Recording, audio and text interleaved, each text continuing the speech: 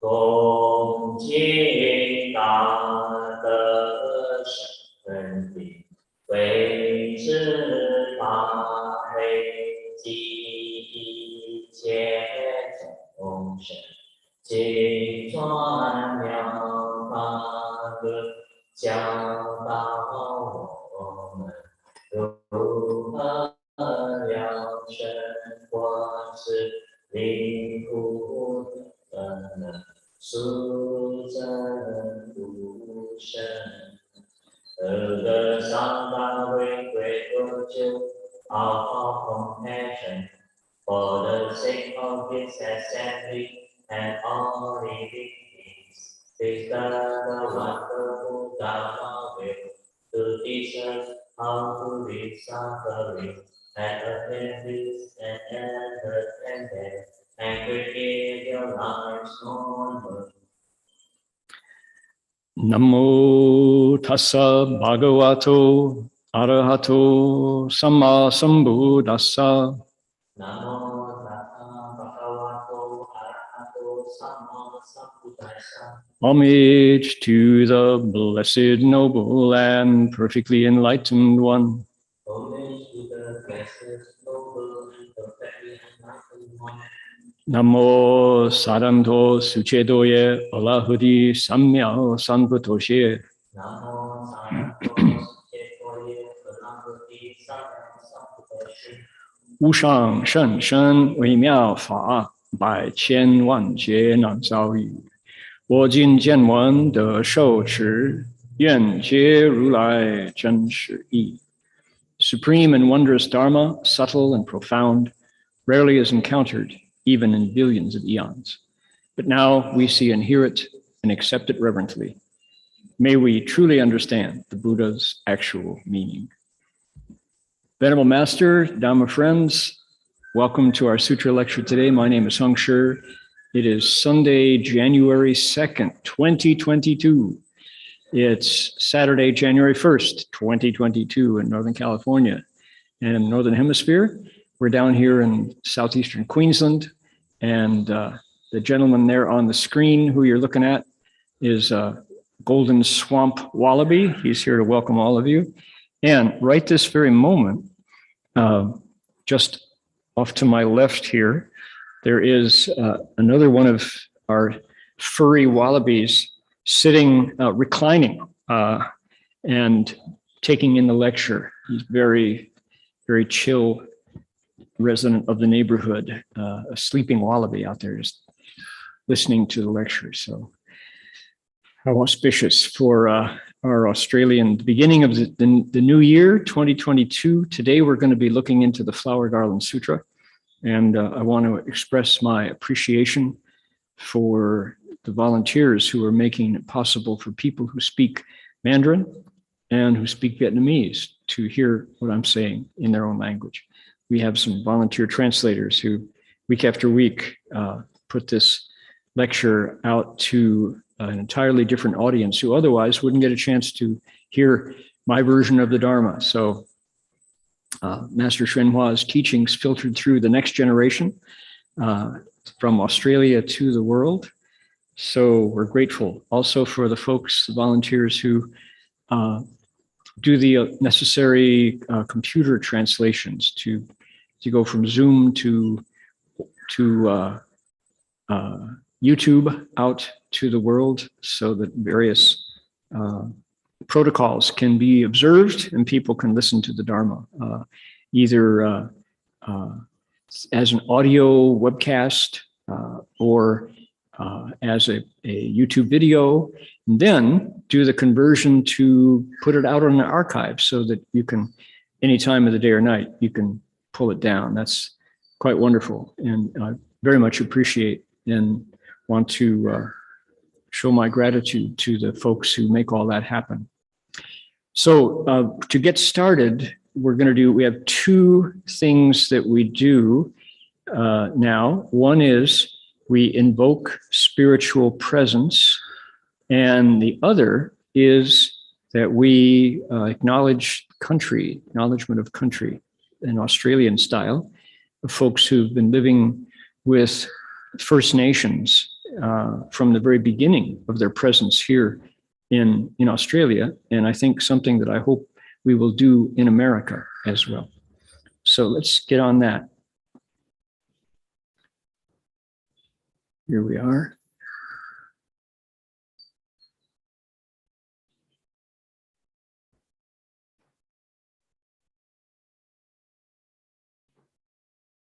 Here's our invocation. We're going to invite the Buddhas and Bodhisattvas of the Flower Garland Assembly to draw near and to bless all of us who are listening.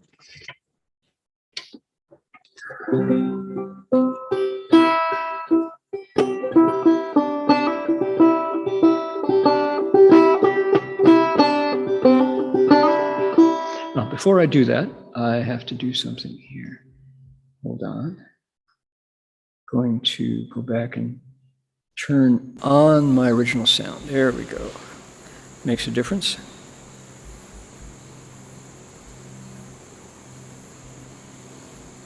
There we go.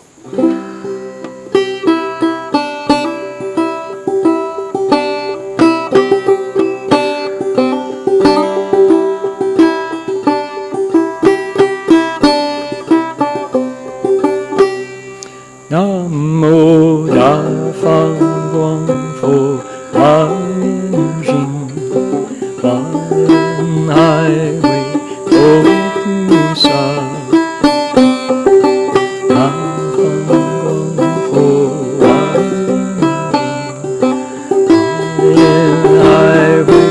Jing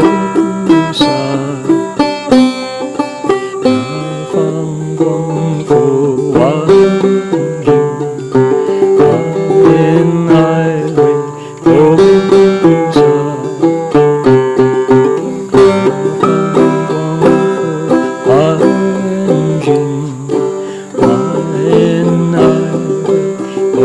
Pu Sa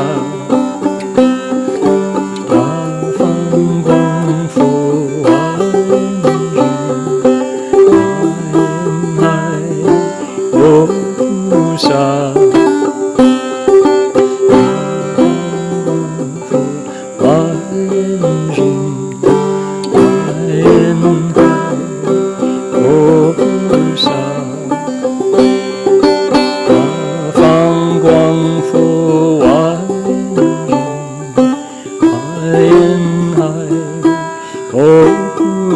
Last time.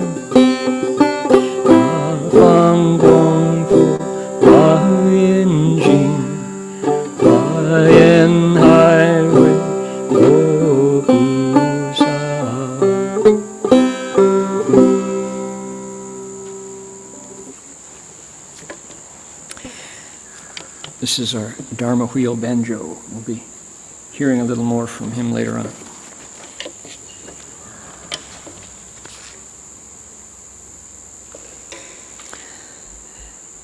The next slide is the one that I wanted to bring attention to say that the Kumbumeri people of the Ugambe language group practice their spiritual connections to land and to all creation here in this location for thousands of years. And today we acknowledge them as the traditional custodians of the land. With gratitude that we share this land today, with sorrow for the costs of that sharing, and with hope that we can move to a place of justice and partnership together. We acknowledge their wisdom and their elders, past, present, and emerging. Yeah, that's an elegant custom that we should adapt in the U.S. Alrighty. So Happy New Year to everyone. When it's Christmas, you have to make all the adjustments, right? You say, Happy Holidays and Seasons Greetings and Happy Kwanzaa and all that. Try not to leave people out. It's no fun being left out. But New Year's, it's just one. Happy New Year. People don't say Merry New Year. I noticed that. They do say Merry Christmas and Happy Christmas. But New Year is just New Year. 新年快乐, we say. So, how is everybody doing with staying one step ahead of the Omicron variant of the virus? I hope so.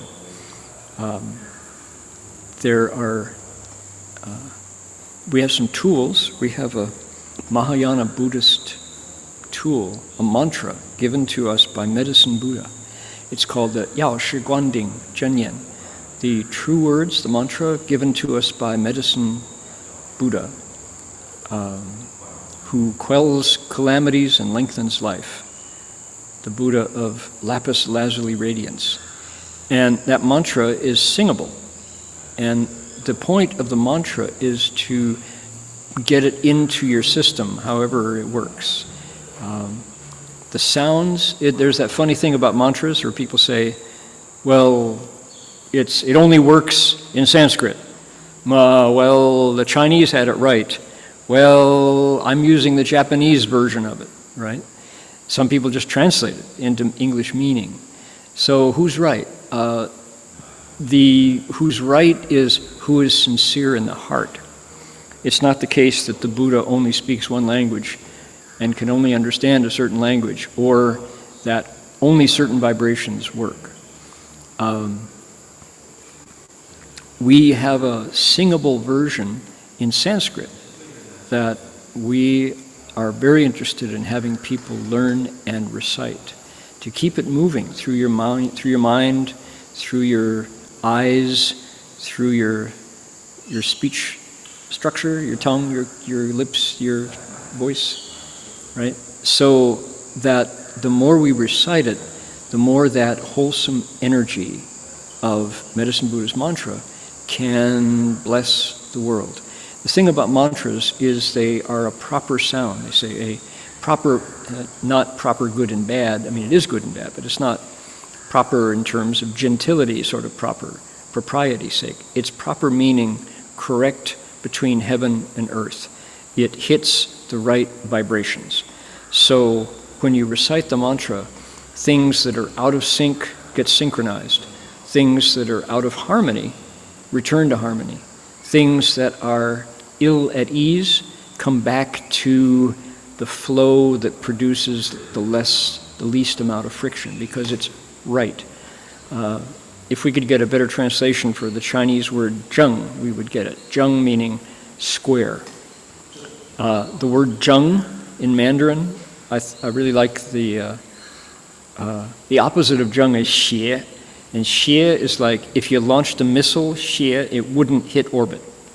When you launch a missile, a booster rocket sending a telescope into space, if it's zheng, it hits the orbit.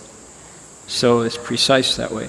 The definition of zheng that I like is when you're counting when I grew up in North America, if you wanted to do 5 things, and let's say you were counting, 0 to 10, and you had a lot of things to count. So what did you do? You went 1, 2, 3, 4, and then one horizontal stroke. So you had, like these, and then that was 5. You mark it on the wall, 1, 2, 3, 4, like that, group of 5. Then you count the groups of 5. In Chinese, they go 1, 2, 3, 4, zheng. 1 stroke, 2 strokes, 3 strokes, 4 strokes, 5 strokes. Zheng, meaning yes. It doesn't wiggle, it's solid. So that's proper. That's what I mean when I say it's a proper sound. The mantra is that kind of sound. Doesn't wiggle. It hits the right vibration. Red is red. Green is green. Yellow is yellow. Right? They're primary colors, primary vibrations. And so, without knowing it, society and the pace of life in the commercial marketplace pushes us more and more and more out of zheng, out of sync, out of proper. So when we recite the mantra, we're back on zheng.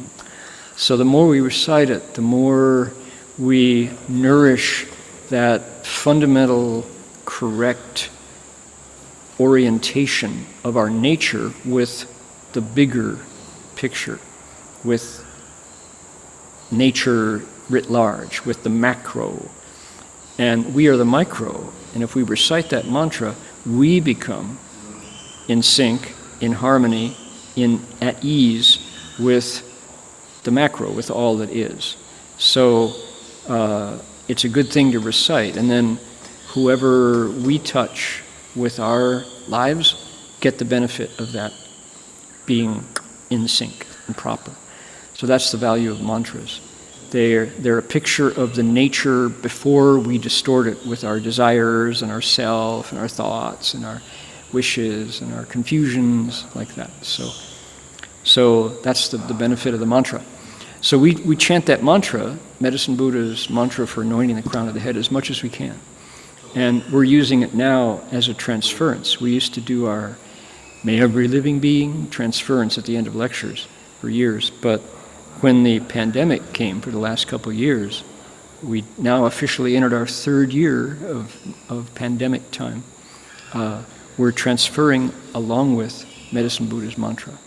And if we can encourage people to learn it and recite it, we all become transformed bodies, Huashan, of Medicine Buddha, Medicine Master Buddha.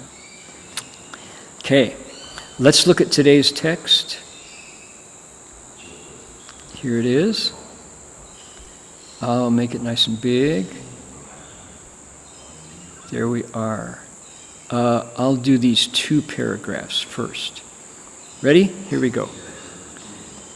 佛子譬如商主，善知方便，欲将诸上人往诣大成，未发之时，先问道中功德过失，其住职之处，安为可否？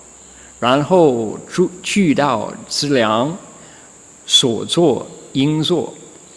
佛子彼大商主，虽未发足，能知道中所有一切安危之事，善意智慧等筹量观察，备其所需，令勿发少，障住伤众，乃至安稳道必大成，身积众人，息免忧患。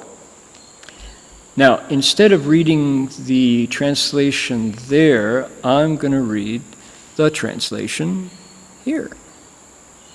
Right there. Disciples of the Buddha, he is like a merchant leader who is skilled in expedient methods.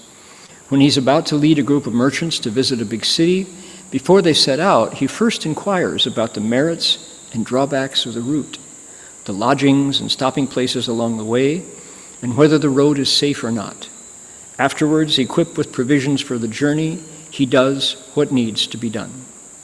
Disciples of the Buddha, that great merchant leader, before he takes the first step, knows all there is to know about safety during the trip. He uses wisdom skillfully as he plans, estimates, and considers the options. He prepares all the requisites so his companions will not run short. He then leads the group of merchants safely to that great city. He and his entourage avoid all disasters. Okay.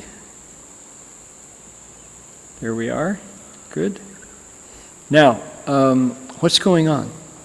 This is the Flower Garland Sutra, and our Bodhisattva, first stage Bodhisattva, is being likened. He's being, we get an analogy for what the Bodhisattva does. Let me orient folks.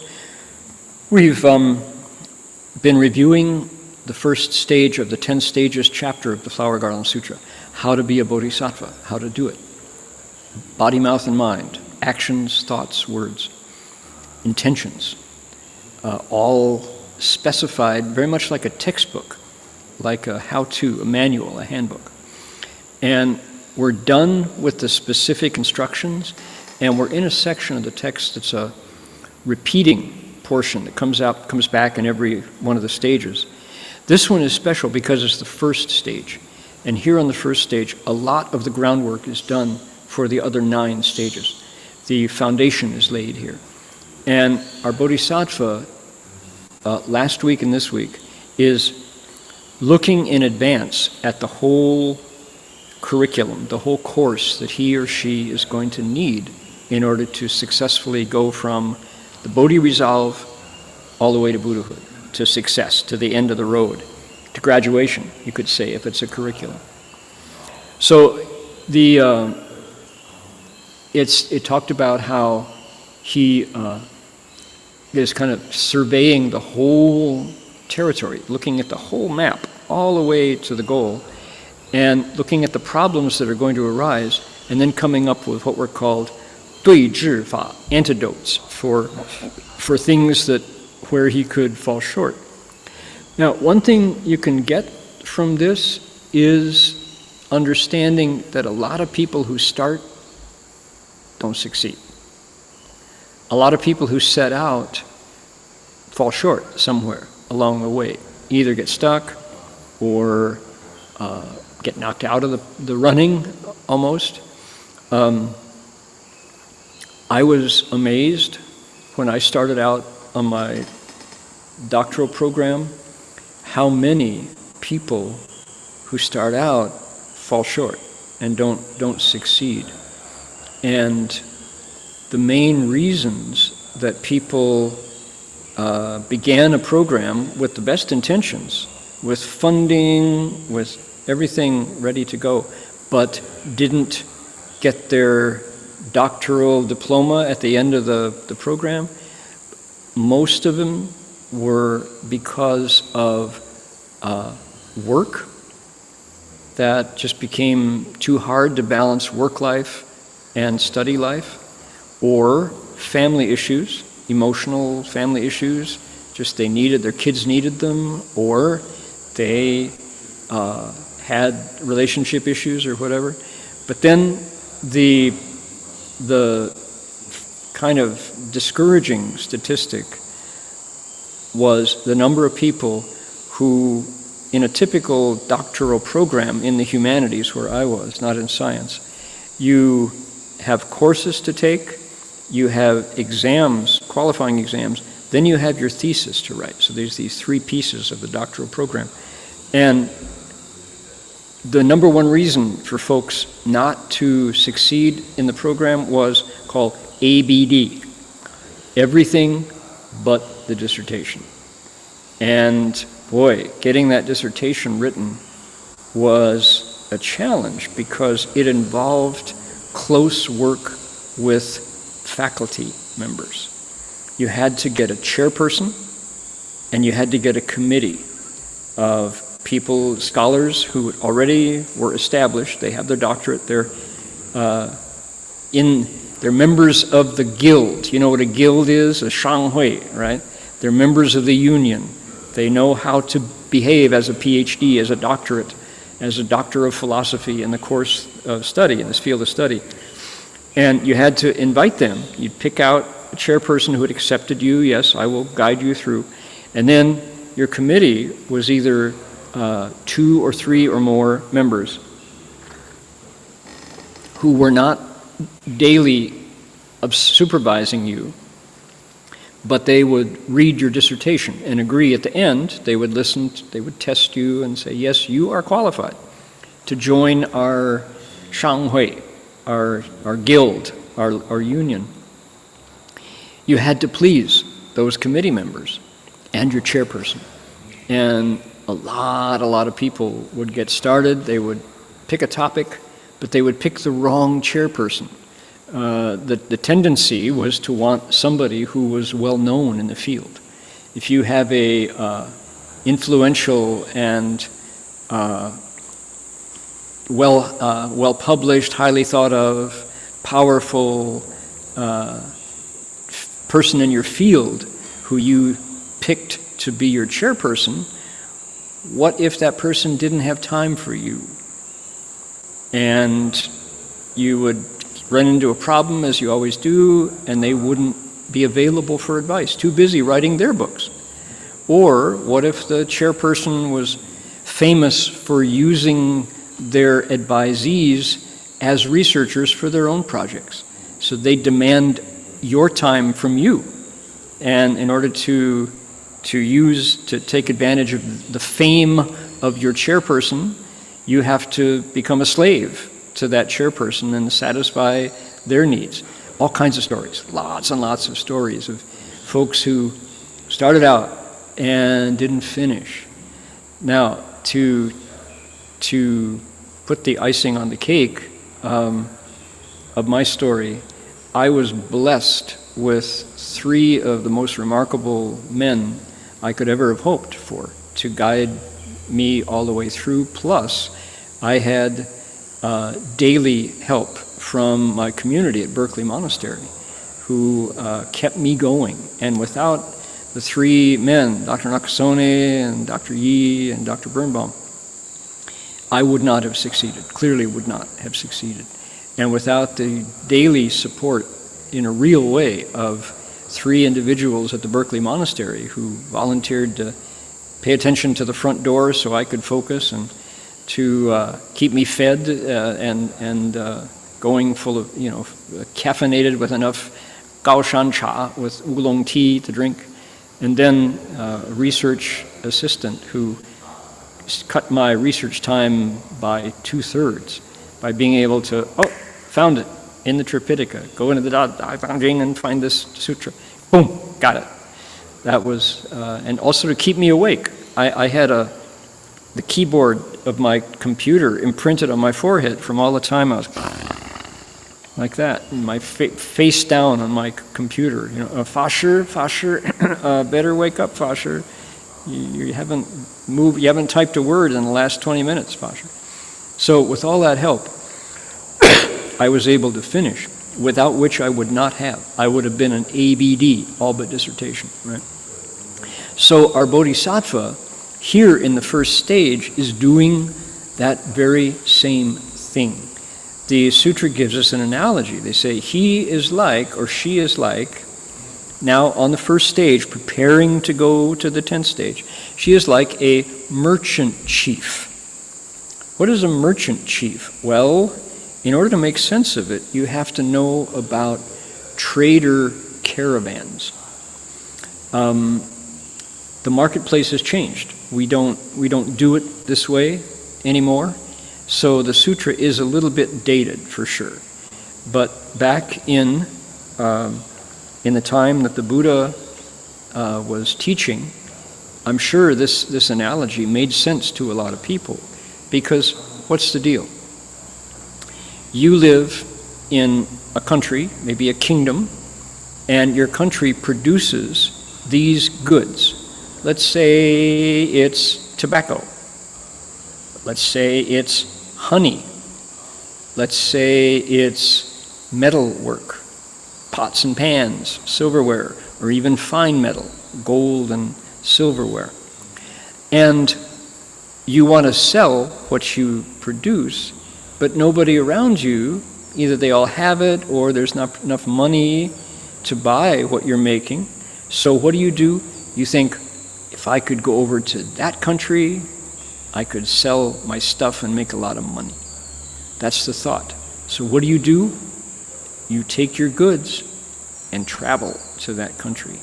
Aha, what's it called? The Silk Road. There was a route from Chang'an in Xi'an, what is now currently Xi'an in Shanxi province, and you'd set off across multiple deserts, the Taklamakan Desert, the Gobi Desert, the Dahe, Dashahe, the incredible landscapes.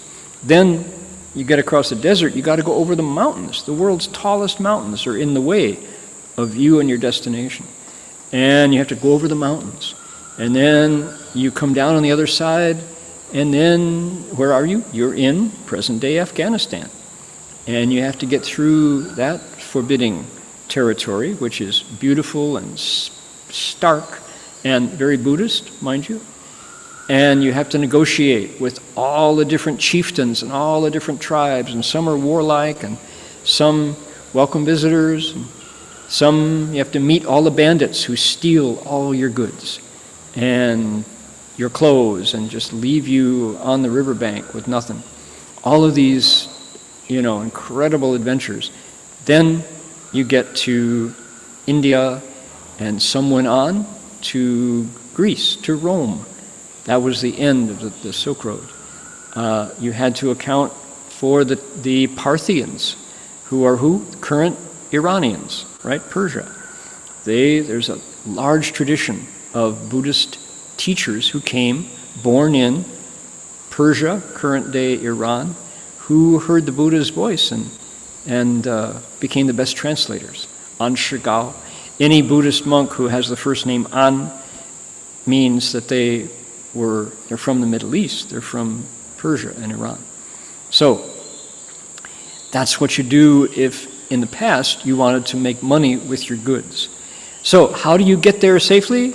You need a really good caravan leader, here called a Shangju, a merchant chief. And the analogy gives us what? Gives us the merchant chief who knows two things. He knows the road, and he knows how to prepare enough provisions to get you there, sell your stuff, come back with your pockets full of money or goods that you bought there that are rare and special back home. So it's a round trip, and the skillful merchant chief, the caravan host, has to know how not to get lost and how to keep you alive on the road. Those are the two things. So you have to be clear about the route, and you have to prepare adequately so you survive the journey. Dangerous, really, really dangerous. But we know that the Silk Road was viable. You could do it. And the merchants went back and forth with camels and horses. And who else was on the caravan with them? The Buddhist monks. The Dharma spread because of the Silk Road. And the caravan leader would often include monks. Monks were considered by and large good luck.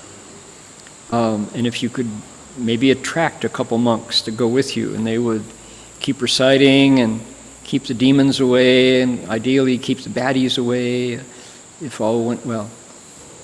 So how do we know about these things? Well, here it is in the sutra. This is a, sacred scripture of the Buddhas.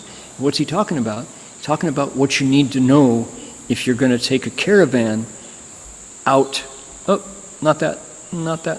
Put that away. If you're going to take a caravan out to wherever, boy, you better have a wise and skillful Shangju who knows how to get you there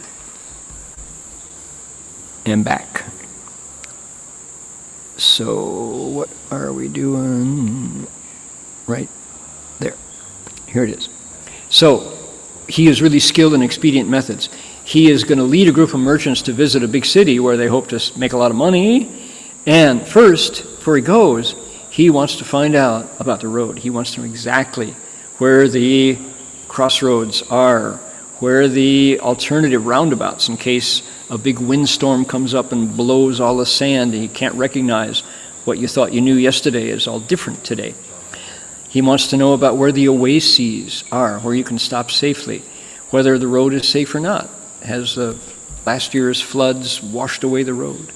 Then he needs the provisions. He needs to make sure there's plenty of food, make sure there's an armed escort, make sure there are extra horses, extra camels, and he knows how to do it so that you can get there safely, do the business, you know who to sell it to and who not to sell it to, and then how to get the best price on stuff that you buy to bring back, right? So that great merchant leader, before he takes his first step, he knows all there is to know about safety during the trip.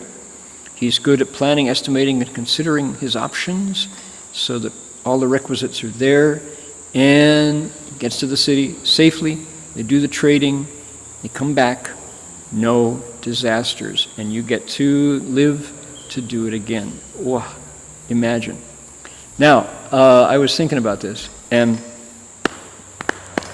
do we have trading caravans anymore?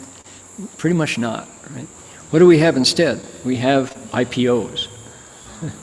So the entrepreneur, what does the entrepreneur do? The entrepreneur is like, we got a widget. We have a brand new widget. This is a widget. It's among the 10 best widgets of our quarter.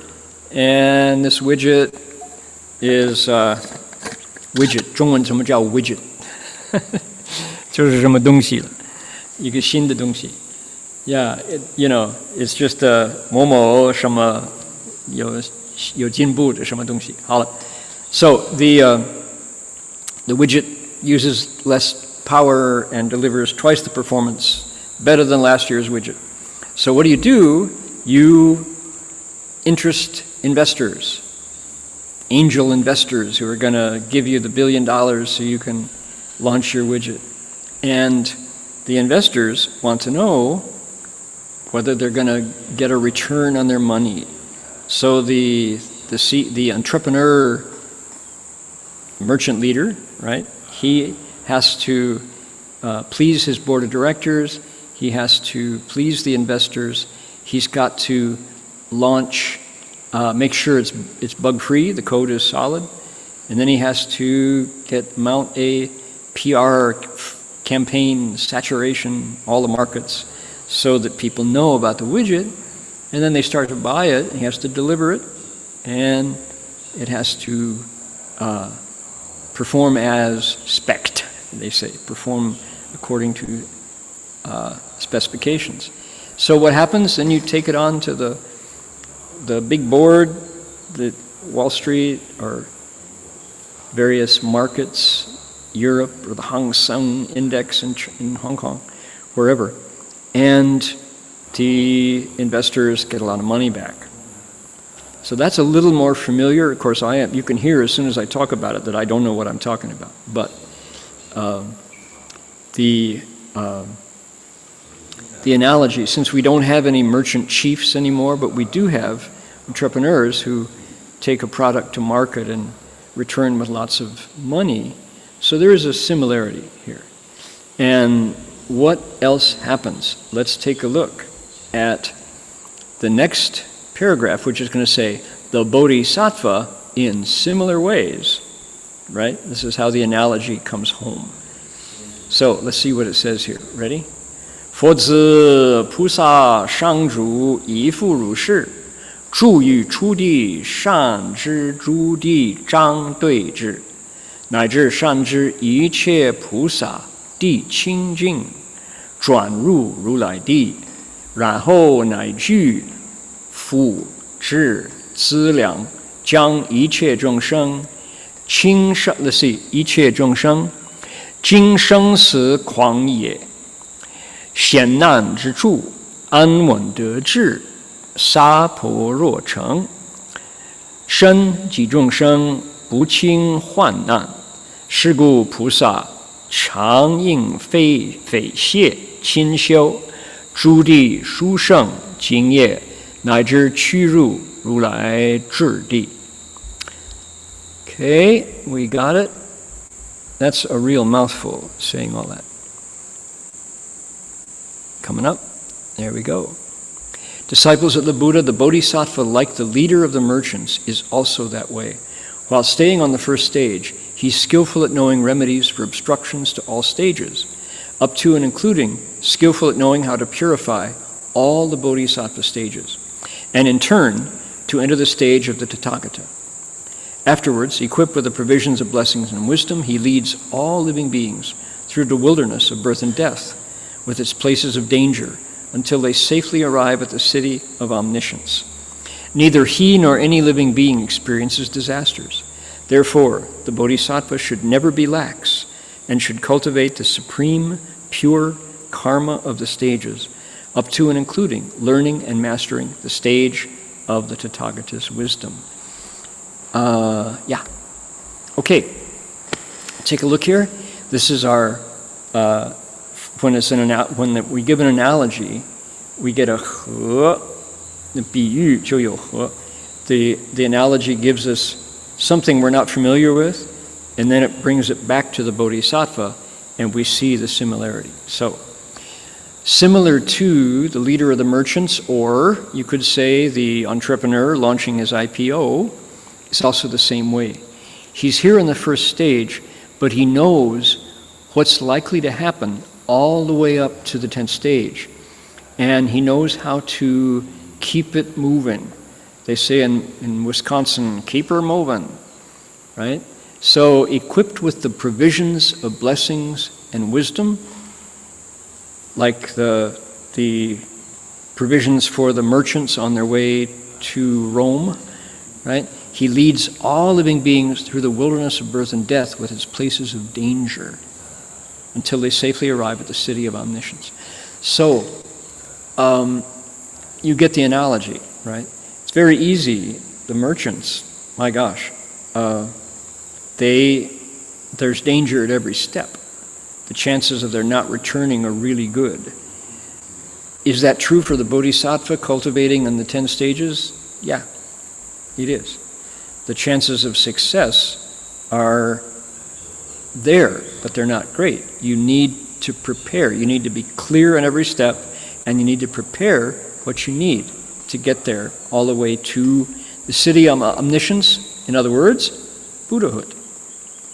Neither he nor living beings experience disasters. Therefore, the Bodhisattva should never be lax and should cultivate the supreme, pure karma of the stages, up to and including learning and mastering the stage of the Tathagata's wisdom. Now, having heard the language of the sutra, let's make it real. Let's pin it down. What's it talking about? Keep in mind that the Bodhisattva path begins with what's called the Bodhi resolve, the Putishin bodhicitta. What is the bodhicitta? You say, I can become a Buddha. I know I can. Don't need to wait for any other qualification. However, the path to Buddhahood requires me to enter into relationships with all manner of living beings, and I'm going to help them. That's the difficulty. Our analogy gave us a merchant chief taking all the merchants in the caravan safely to the oasis, past the mountains, past the deserts, past the bandits. Oh my. And getting them safely to the city where they do business. You know, the journey is half of the problem. But what if you get to the city and you're a bad businessman? Somebody cheats you out of all your good stuff and you don't have a lot of money when you're done.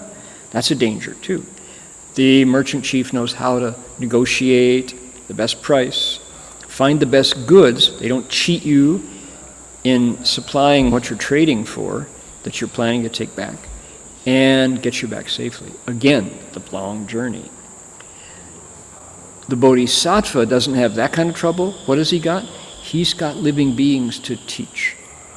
The dangers for the Bodhisattva on each stage is, for sure, he has to learn the new information in every step, the new curriculum.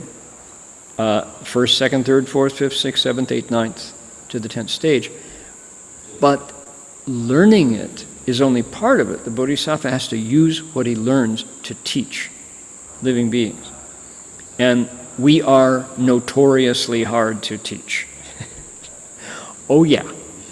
That means in order to get to the end of the road, successfully there and back again, the Bodhisattva has to know how to not get angry when living beings turn their backs on him. He has to know how to, they'll give you an example. How strange a world we're in where there's a disease upon the land. And this happens occasionally, and historically once a century there's some sort of massive disease. We hear about the Black Plague. We hear about the Spanish flu and all. Well, we're in one of those times now. The last 2 years, we're now entering our third year of plague upon the land. And when there's the Omicron variant, according to the Center for Disease Control in America today, announced that the what do they call it? the transmissibility factor of the Omicron variant is 10. The original, the first COVID-19, had a transmissibility of something like 1.7. So if you had it, chances are every person who had it in their lungs could transmit it to 1.7 people. The Delta variant, last year's strain, had a transmissibility of 3.7. So every individual who had it, chances are, could pass it to 3. Well, the Omicron variant has 10. It is so, what do they call it? It is so transmissible. What's it called? It is I've lost my word. Communicable, right? It's a communicable disease. It can communicate to 10 people with every sick individual. So at a time like this, when I was growing up, the big disease everyone was afraid of was polio, and also measles and mumps and chickenpox and whooping cough and diphtheria and all of those. We had all those diseases where people got sick with them, but polio was the worst one when I was a child, and also scarlet fever and whooping cough and all. To have a vaccine was to have a chance to live and not die or not be crippled. Polio was an awful disease for crippling children, and particularly children. So there was a vaccine. Jonas Salk came up with the polio vaccine, and we all wanted it as soon as possible because the results of polio were just too awful. Children who had to live in an iron lung so they could breathe. That was one of the solutions. It was just, everybody knew somebody who had gotten polio. You wanted to get the vaccine in your body as soon as possible so you wouldn't get this crippling, horrible disease. When the vaccine came out, Jonas Salk was a national hero, international hero. Okay, well, science got a vaccine for COVID-19 and the Delta variant and the Omicron variant so fast. It was just within a year we had a choice of vaccines. And my goodness, there are people who refuse to take it and who don't want to put the life-saving medicine into their bodies for a whole bunch of reasons that have nothing to do with science, but have everything to do with what's called false thinking. Boils down to what? Boils down to rather face death than change their thoughts.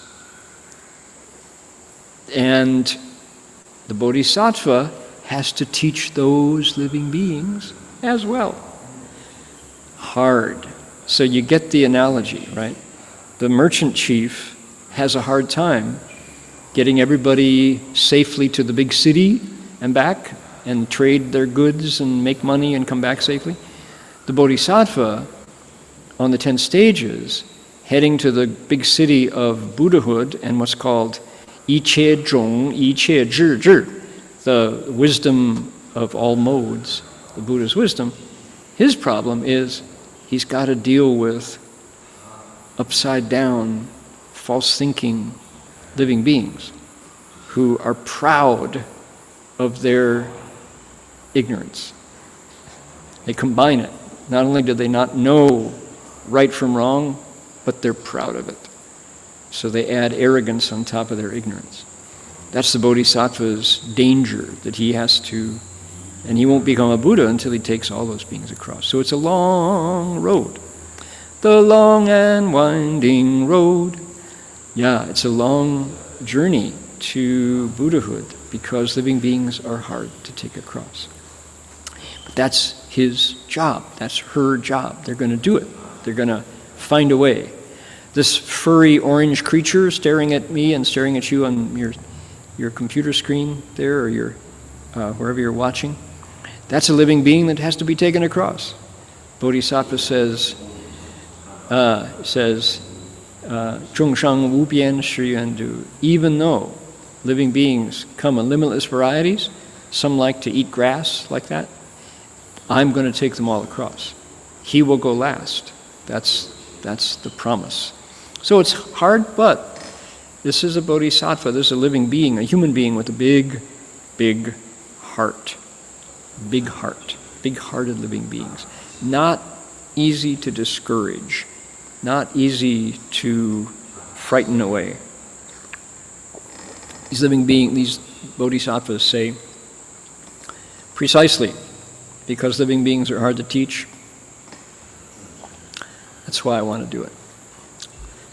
Okay, I'm going to move on through it. Here we go.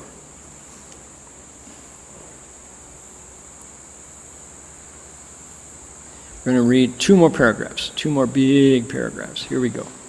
佛子是名列说，菩萨摩訶萨入菩萨出地门，广说自有，无量无边百千而生起差别事、差别事。佛子菩萨摩訶萨住此出地，多作阎浮提王，豪贵自在，常护正法，能以大施，摄取众生，善除众生慳贪之垢，常行大施，无有穷尽，不施爱于利益同事。如是一切诸所作业，皆不立念佛，不立念法，不立念僧，不立念同行菩萨。同行菩萨应该是同行菩萨。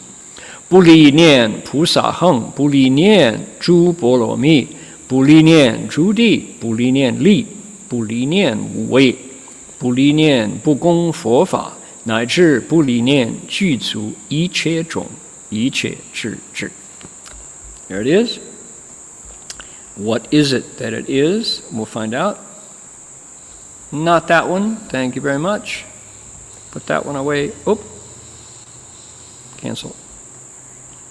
Problem is, Zoom makes it hard to know where the buttons are. Okay. Keep going. Don't stop. Here we go. Bump. Bump. Bump. There it is. Here we go. Disciples of the Buddha, this is called a summary discussion of the Bodhisattva Mahasattva's entry to the door of the first Bodhisattva stage. If discussed at length, there are limitless and boundless hundreds of thousands of asamkhyas of particulars. Okay, I've got to go back to here to do it. Disciples of the Buddha, the Bodhisattva Mahasattva, who abides upon the first stage, for the most part, acts as the king of Jambudvipa. He's powerful, honored, and sovereign, constantly protects the proper Dharma. He's able to use great giving to gather in living beings. He's skilled at ridding living beings of the defilement of stinginess. He constantly practices great giving without exhaustion or end. Giving, pleasing words, beneficial practices, and identity in actions, all such karma that he creates is not apart from mindfulness of the Buddha, not apart from mindfulness of the Dharma, not apart from mindfulness of the Sangha, not apart from mindfulness of the Bodhisattvas of same practice, not apart from mindfulness of the Bodhisattvas' practices, not apart from mindfulness of the paramitas, not apart from mindfulness of the stages, not apart from mindfulness of the powers, not apart from mindfulness of the fearlessnesses, not apart from mindfulness of the uncommon Buddha Dharmas, up to and including, not apart from mindfulness of endowment with the wisdom of all modes. There we go. So, okay, this is the end of the prose of the Bodhisattva's first stage. We're just about to reach the verses section. And the analogy of the merchant chief is over, and it says, let's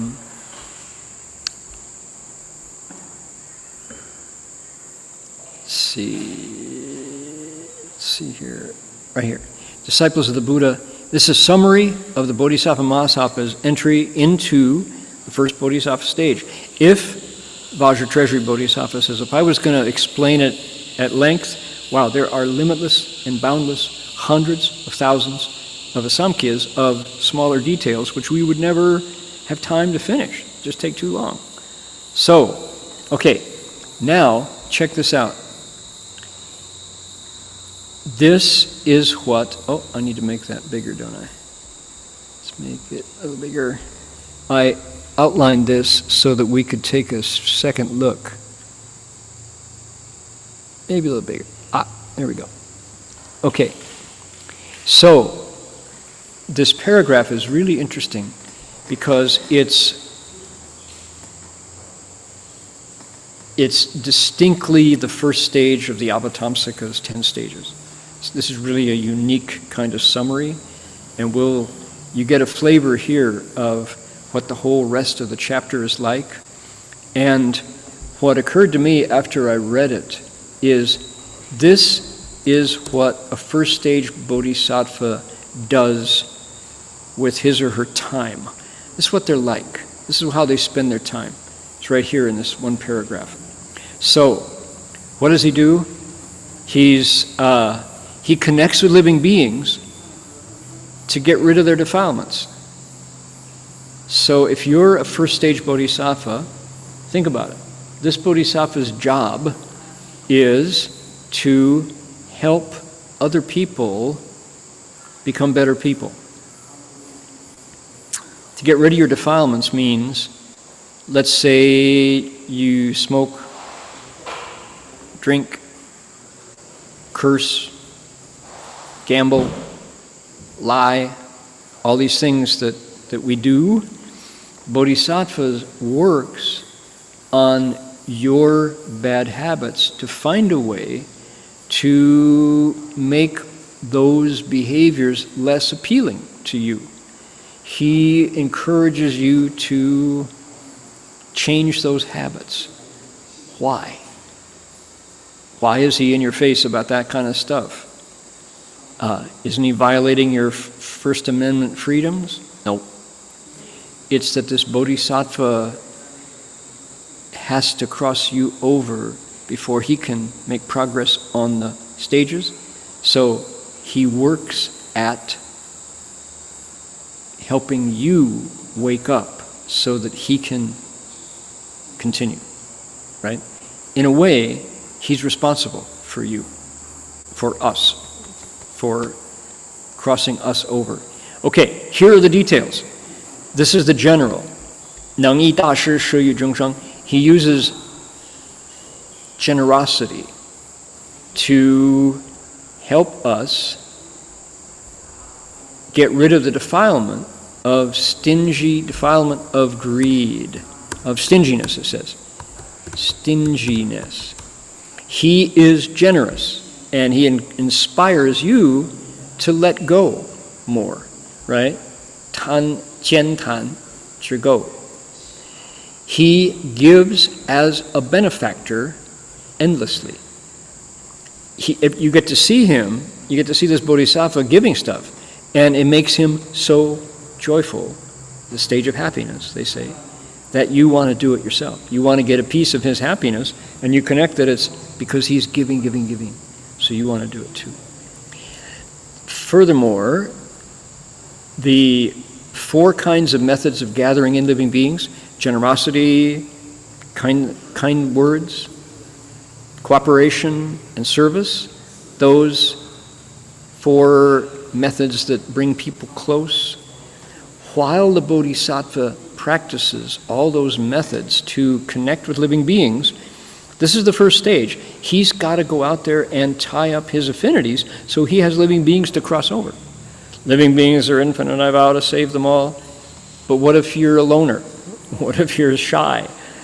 Who are you going to cross over if you don't get together with people? So you have to go out and connect with living beings so that you have someone to take across. Every time she does that, in their hearts, they stay mindful. Here's really the Mahayana's use of the word nian, mindfulness. What are they mindful of? Interestingly enough, there are 11 things, not 10. They stay mindful of 11 different things. Here you go. What is it? Buddhas, the Dharma, the Sangha. First, 不离念佛, 不离念法, 不离念僧, they stay thoughtful. They have the Buddha, Dharma, and Sangha in their minds as they give to you, speak kindly to you, work together with you, and serve you. Okay, that's verse 3. What else? 不离, notice the 不离念, right? 11 times. 同行菩萨. They are mindful, they remember, they stay connected to Guanyin Bodhisattva, Earth Treasury Bodhisattva, Great Strength Bodhisattva, Samantabhadra Bodhisattva, Manjushri Bodhisattva. They keep them in mind. Maitreya Bodhisattva, Sudana Bodhisattva, Vajra Treasury Bodhisattva, Forest of Merit and Virtue Bodhisattva. They keep them in mind for strength, for support, for encouragement, so they don't lose their resolve. They don't quit when it gets hard because they remember all those bodhisattvas. Then they also be 不离念, they don't forget their pusahang, bodhisattvas practices. Look at what else comes up all the time. 诸波罗蜜, the paramitas. They remember the paramitas. They can use them. They really know how to use them to help people out. They keep in mind all the stages. They're doing this as part of the curriculum for the 10 stages. They're on the first stage. Furthermore, here's 3 that always come up together. 力, 无畏, 不共佛法. The Bodhisattva's 10 wisdom powers, the 4 methods of fearlessness, and the 18 special Buddha Dharmas. These Bodhisattvas keep them in mind. They think, gee, if I had those qualities in my toolkit, those tools, I could really teach living beings. And as we see, every one of these, as the stages develop, 2nd, 3rd, 4th, 5th, they come back and come back and come back as the Bodhisattva, step by step, bit by bit, learns how to use them.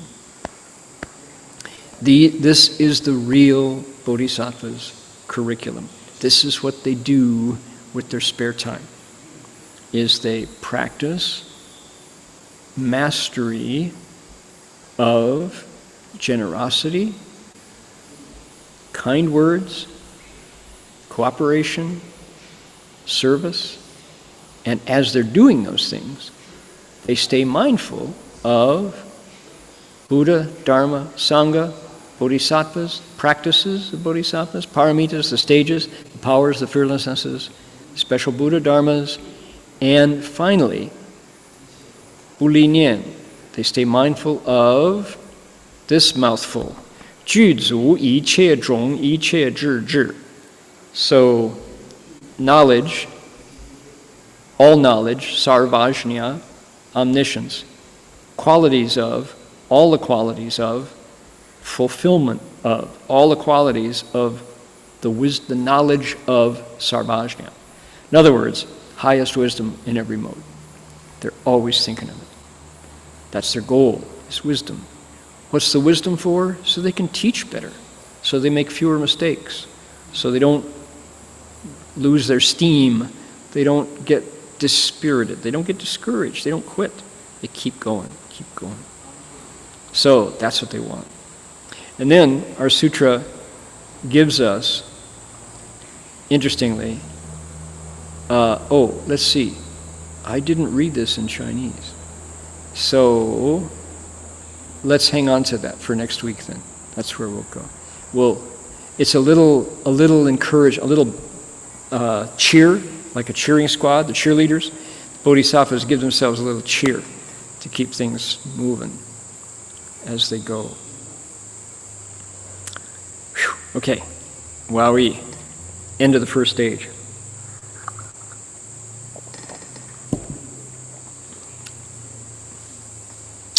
It's a lot, right? And who says the Avatamsaka Sutra is philosophy? People who've never read it. This is, what could be more nitty-gritty than a merchant chief?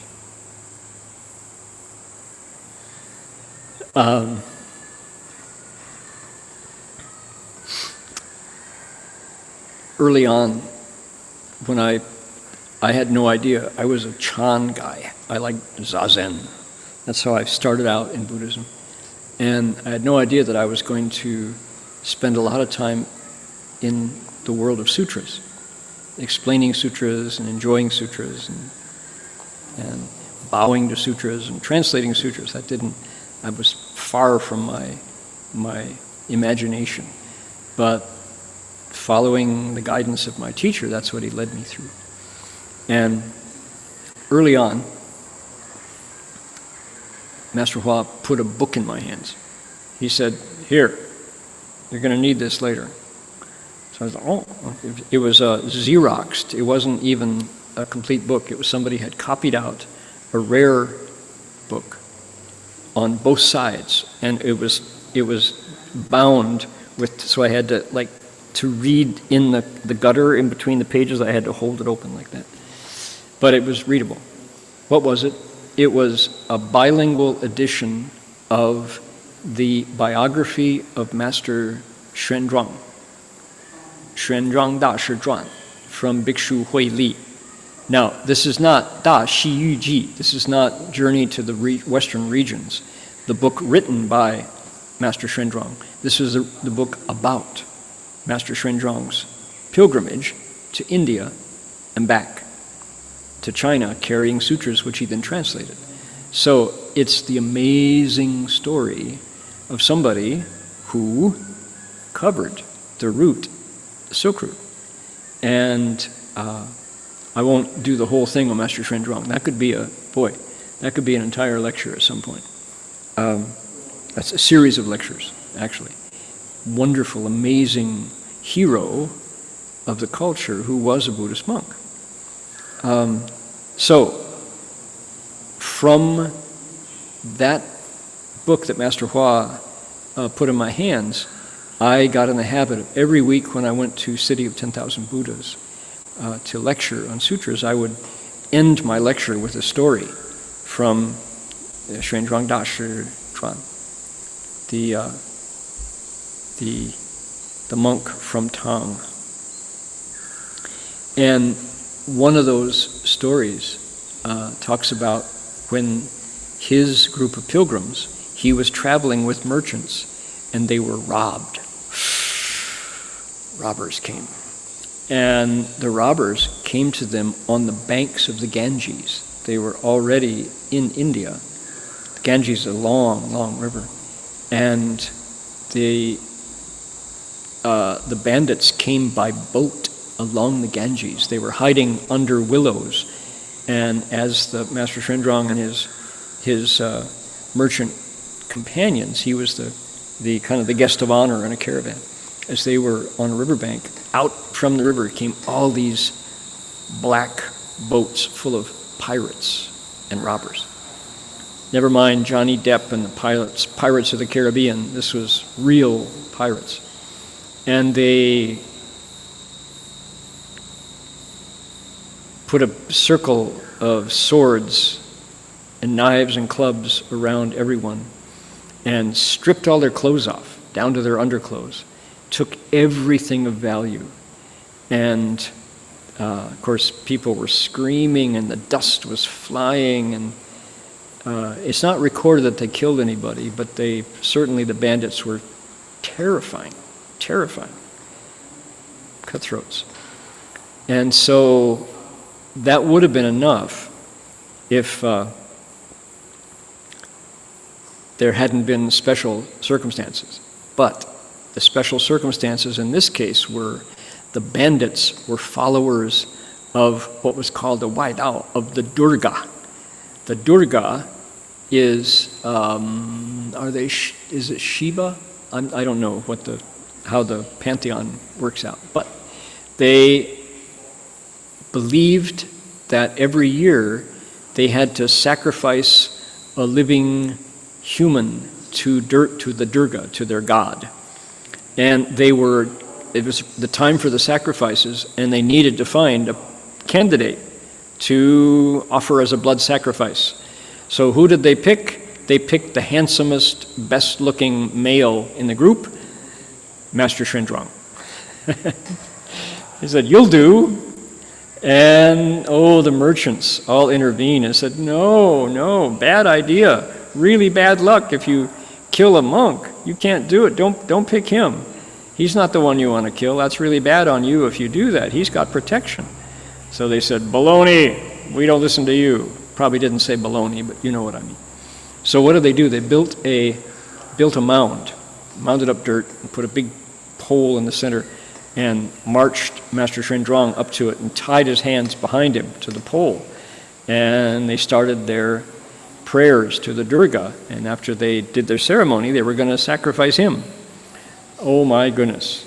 Well, it turns out it was a bad idea. Master Xuanzang, what did he do?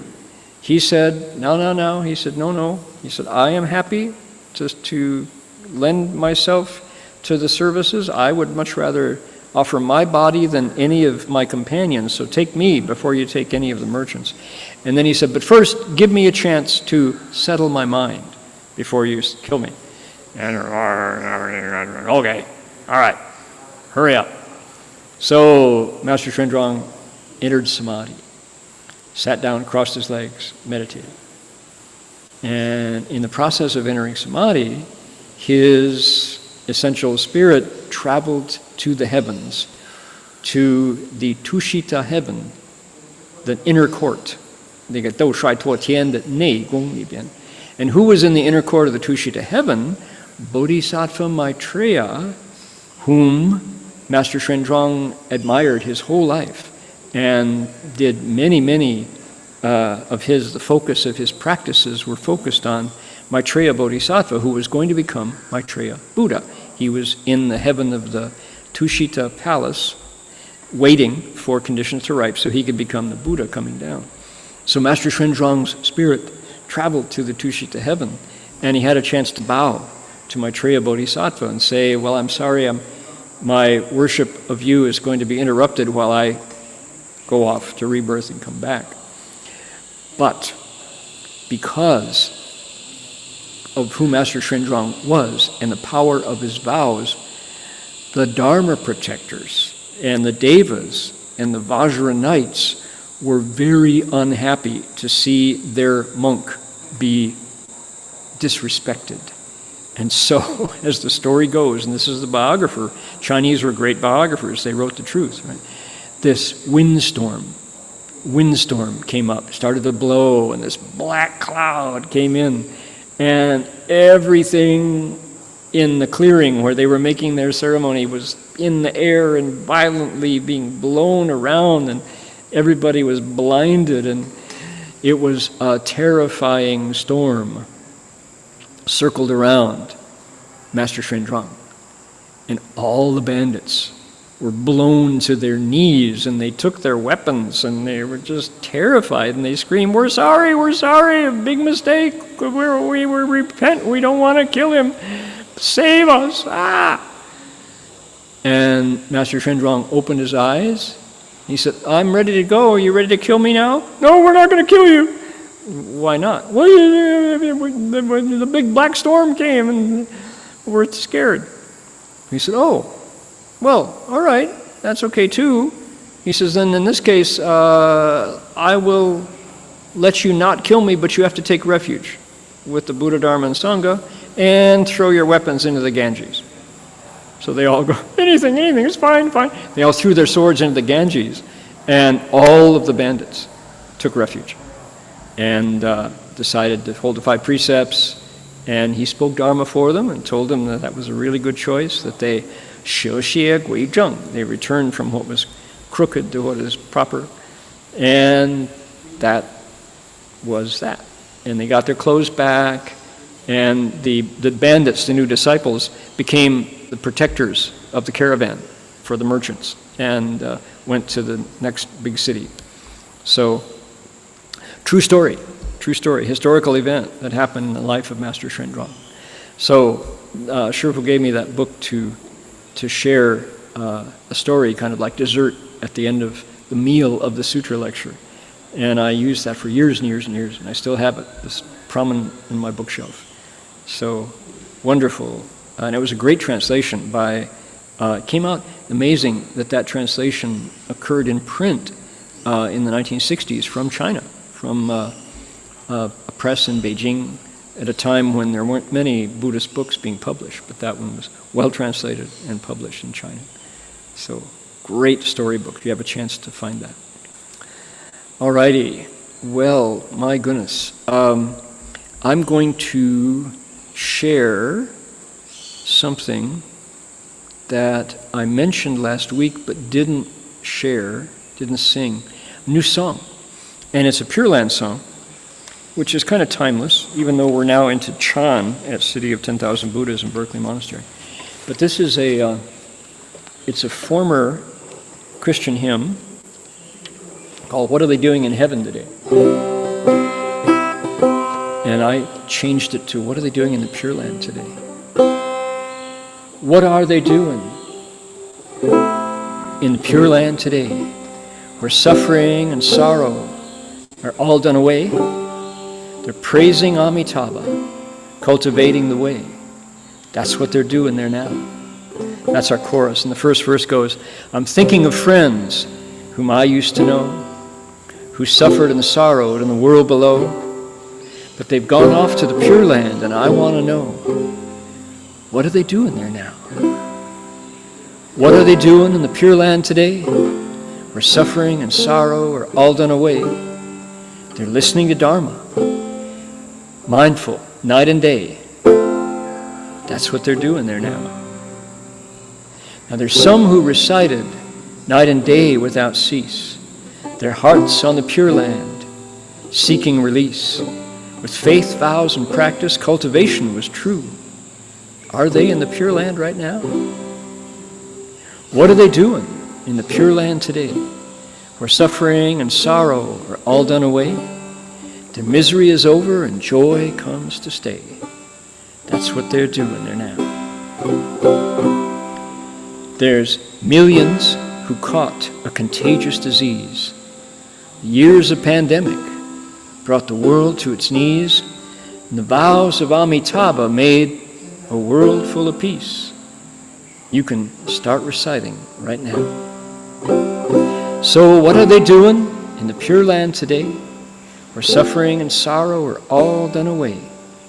With Bodhisattvas, they study the way. That's what they're doing there now. Okay, here we go.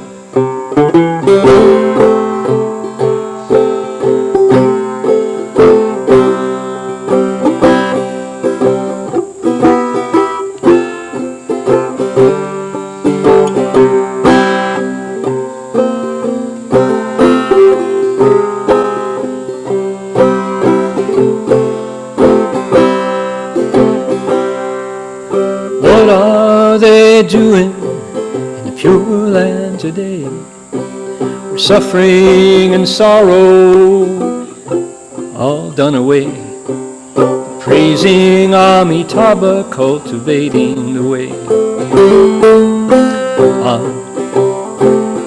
And now,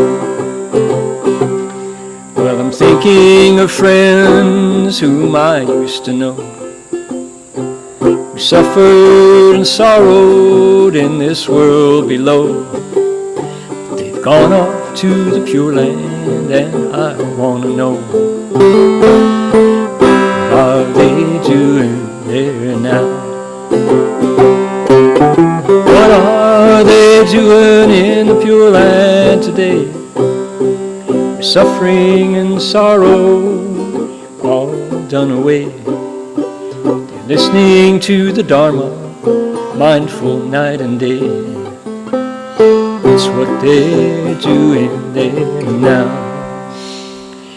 Now there's some who recited night and day without cease, their hearts on the Pure Land, seeking release. With faith, vows, and practice, cultivation was true. In the Pure Land right now. What are they doing in the Pure Land today, where suffering and sorrow all done away? The misery is over and joy comes to stay. That's what they're doing there now.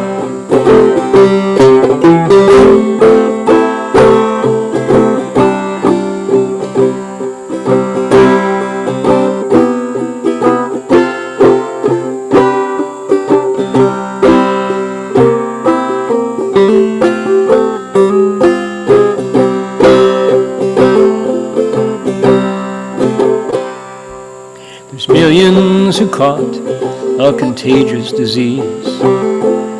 Years of pandemic brought the world to its knees. The vows of Amitabha made a world full of peace. You can start reciting right now. What are they doing in the Pure Land today? Where suffering and sorrow all done away. With Bodhisattvas they study the way. That's what they're doing there now. What are they doing in the Pure Land today? Where suffering and sorrow all done away. Praising Amitabha, cultivating the way. That's what they're doing. That's what they're doing. That's what they're doing there now. All right. So there's a whole bunch of former Christian hymns that are happy to lend us their melody, so we can keep them, revive them with some Buddhist lyrics. Indeed, indeed. Okay, so I wanted to say that we're in the time of Chan at the Berkeley Buddhist Monastery and a city of 10,000 Buddhas. So the ordinarily at this point I would ask Jinwei or Jinchuan to fill us in on what's going on at Berkeley, but the word is, the big news is silence, stillness. Sitting in Chan, hours and hours, for 3 weeks, and they're in the second week. So, the ordinary events at the Berkeley Monastery are reduced in number. You can still catch some of the ceremonies online. And same with City of 10,000 Buddhas. The regular events are not taking place, but the monks are and nuns are deeply immersed in the signature Dharma of the Chan school, which is seeking to Mingxin Jianxing, to light up your mind and see your nature. So that's going on. And I wanted to share something quite wonderful that I found online. This is, what is his name? His name is Minori. He is the oldest lion in Kenya. This is a 14-year-old lion, thanks to a photographer named Lum, who went to Kenya and found, he said it was not hard to get these photos in focus because why? Our lion sleeps 20 hours a day. He's an old-timer, and he was one of a group of 4 male lions who lived long, but his other 3 companions, one by one, have gone off to lion heaven. Look at those paws. Look at the scars in his face. His brother was the last one. His name was Scarface. Kind of interesting blend with the Lion King. So Scarface was killed just this year, died just this year. And the thing is that if you are an elderly lion, like our friend here, look at him in the sunset, you are prone to challenges from the younger lions. They don't give you any space just because you're old. So they still have to fight for their lives from the challenges of the young lions. And that's how the prides of lions survive. So you can definitely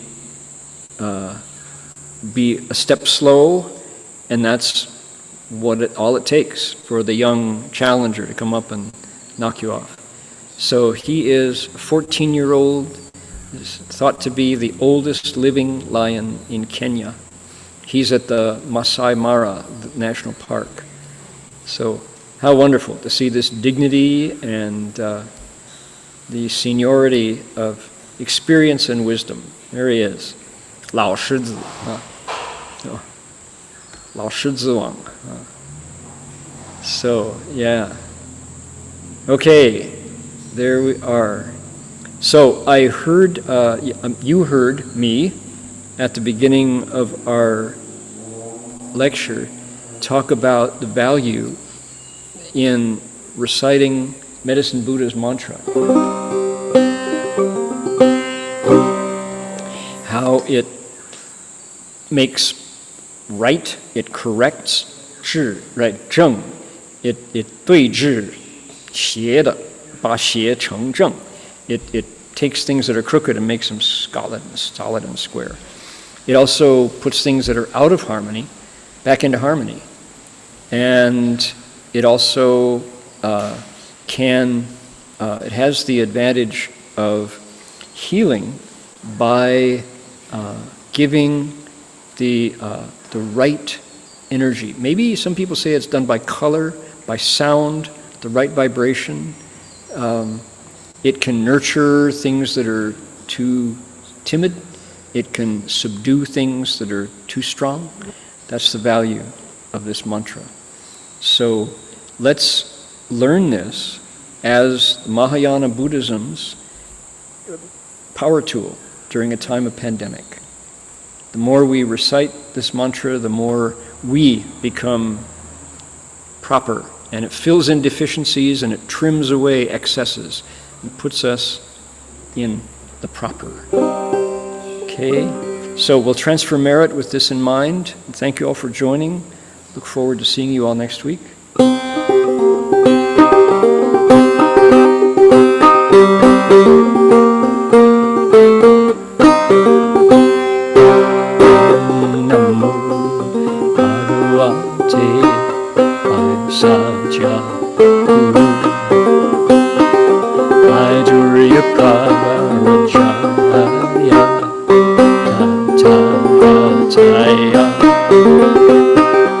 Arahate samyak samudaya tadyata om saji saja samugate swaha namo duate saja Vajuriya Prabharajaya Tathagata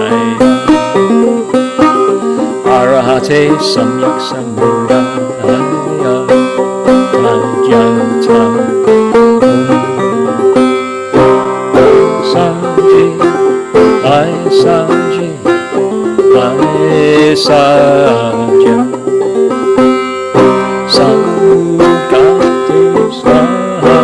One more time.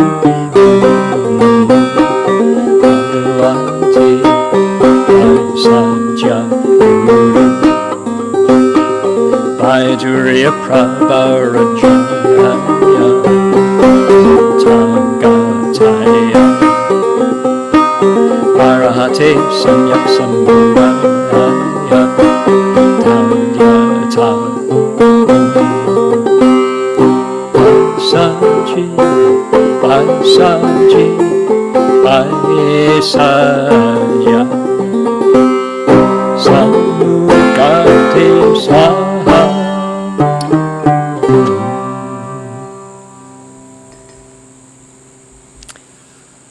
Here are Buddhas we can bow to if you care to join me. Please do. Do 3 half bows. Here we go.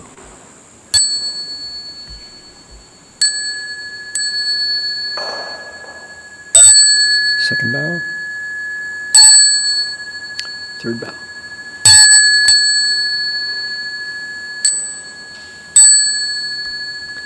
And we have Master Hua's image. We can bow 3 times to Shifu. Bow in respect to the Venerable Master.